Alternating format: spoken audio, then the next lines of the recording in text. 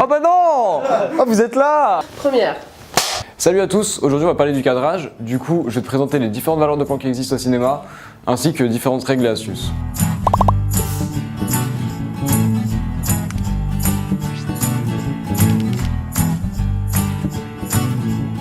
Le plan général, il s'agit d'une vue large du paysage.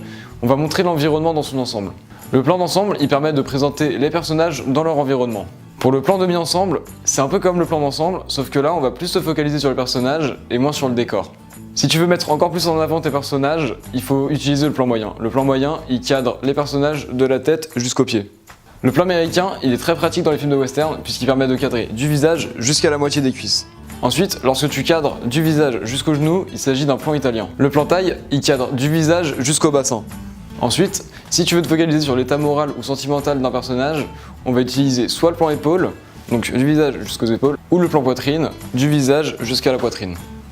Ensuite, si tu veux montrer plutôt un état sentimental ou moral de ton personnage, il faudra utiliser le plan poitrine ou le plan épaule. Ensuite, il y a le gros plan. Le gros plan, on va cadrer uniquement le visage du comédien afin de se focaliser sur les émotions d'un personnage. Et ensuite, il y a le très gros plan. Le très gros plan, il va se focaliser sur une partie physique du personnage ou d'un très petit objet.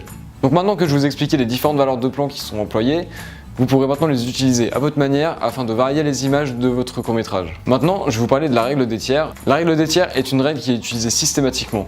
Il s'agit de se focaliser sur les deux lignes verticales et les deux lignes horizontales qui sont sur la grille de votre caméra.